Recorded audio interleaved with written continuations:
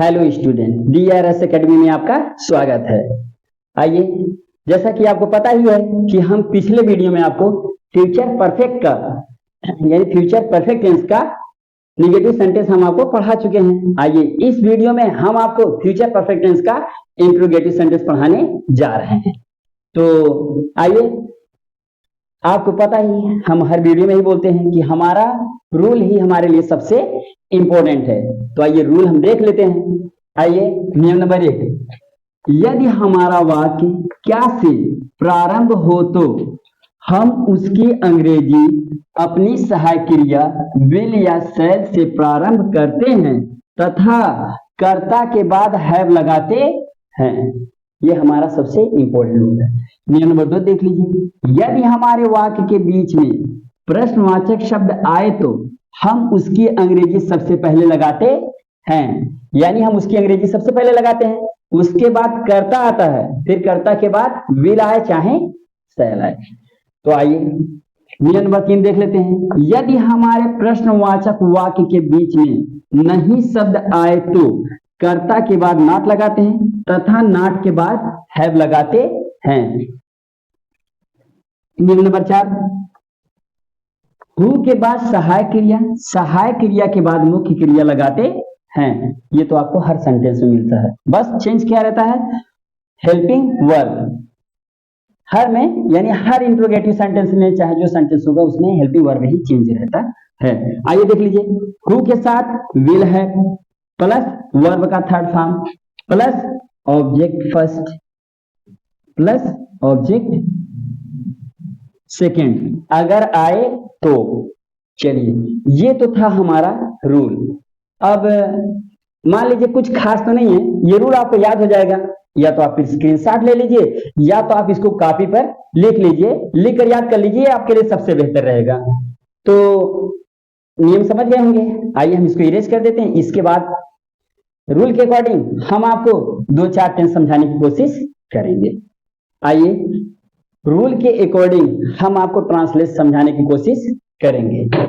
आइए, क्या मेहमानों के आने से पूर्व माताजी खाना तैयार नहीं कर चुकी होंगी? तैयार नहीं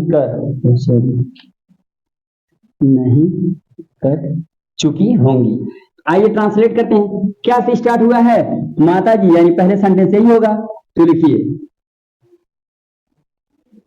विल दी, क्या लगेंगे? माताजी। माताजी के बाद जो हेल्पिंग वर्ब बच गया हैव,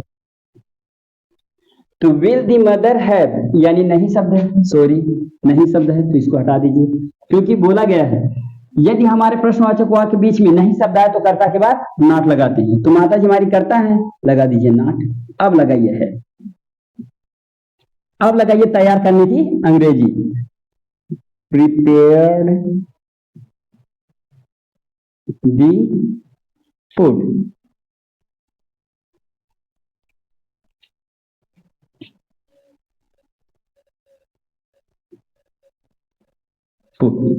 अब लगाइए बिफोर।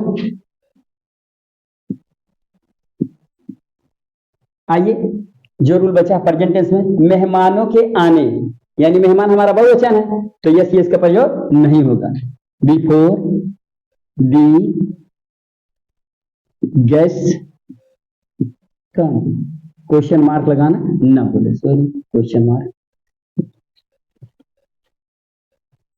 मार्क, ठीक। यानी हम आपको इस तरीके से समझा रहे हैं, हमको पूरा उम्मीद है कि आपको अच्छी तरीके से समझ में आ रहा होगा।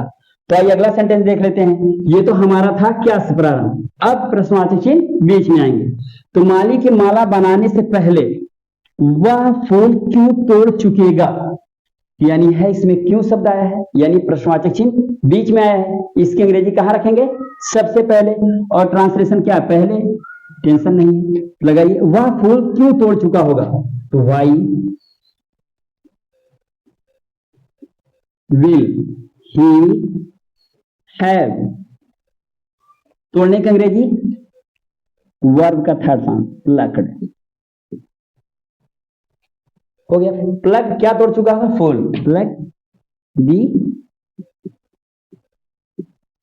फ्लावर। हो गया। अब पहले पहले के बाद प्रेजेंट टेंस, बिफोर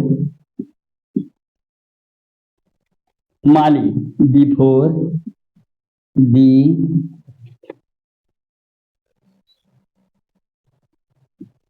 गार्डनर, माला बनाने, यानी प्रेजेंट टेंस है। प्रेजेंट टेंस में क्या लगेगा? अगर एक वचन क्रिया में यस इज पड़ी तो नेक्स्ट दी गार्लैंड, नेक्स्ट दी गार्लैंड, क्वेश्चन मार्क। देखिए हो गया। क्यों शब्द बीच में आया था? यानी क्या है? फ्यूचर परफेक्ट टेंस है। पहले बात से कोई लेना देना है नहीं। पहला टेंस फ्यूचर परफेक्ट में, दूसरा जो बच जाए उसे प्रेजेंट इंडेफिनिट में लगा दीजिए। बस यही आपका रूल है। तो आइए ये वाला भी टेंस थोड़ा इरेज कर देते हैं। इसके बाद हु है, मतलब 2-4 क्वेश्चन वर्ड है जो थोड़ा हार्ड पड़ते हैं, उस पर भी हम 1-2 ट्रांसलेशन समझाने की कोशिश करेंगे। आइए ये 2 ट्रांसलेशन भी हम लोग देख लेते हैं। इसमें क्या है? कितना कार्य, जानते ही हैं ये सब वर्ड यानी क्वेश्चन वर्ड कितना ज्यादा हार्ड होता है, और दूसरा है कौन। तो आइए इस पे स्टार्ट कर देते हैं। आपको समझा रहे हैं, आपको समझाने की पूरी कोशिश करेंगे। तो परीक्षा आरंभ होने से पहले तुम कितना कार्य समाप्त कर चुकोगे, यही पहले यहां से स्टार्ट होगा। तो लगाइए कितना कार्य, हाउ मच वर्क। हो गया। क्योंकि कार्य की हम गिनती नहीं कर सकते, इसीलिए लगाए हाउ मच वर्क। अब करता क्या है? तुम है, इसके साथ लगाएंगे विल यू, विल यू हो गया है। अब विल के यानी कर्ता के बाद हैव लगेगा, क्योंकि नहीं शब्द इसमें नहीं है। तो हो गया how much work will you have, यानी कर चुकना, हैव डन। हो गया। तो how much work will you have done, कर चुके हो। अब है पहले, बिफोर परीक्षा आरंभ होने से पहले, यानी परीक्षा शुरू होना। आरंभ होने का अंग्रेजी होता है बिगिन। तो बिफोर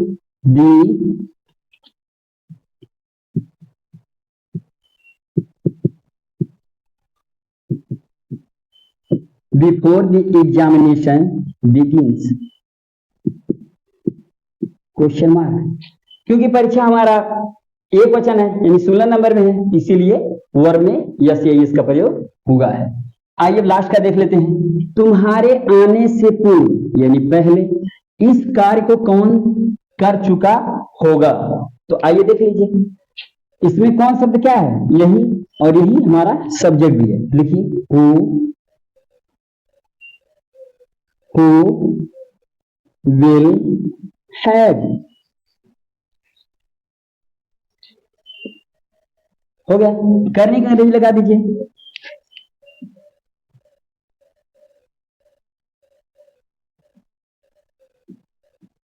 विल हैव डन, यानी कि कौन कर चुका होगा। तो हु विल हैव डन, क्या? इस कार्य को, डन दिस वर्क। अब लगा दीजिए पूर्व, यानी पहले, बिफोर। हो गया। अब क्या है? तुम्हारे आने से पहले, आप क्या है? यानी तुम बहुवचन है, इनके साथ यस यस का प्रयोग नहीं होगा। Before you come, question mark.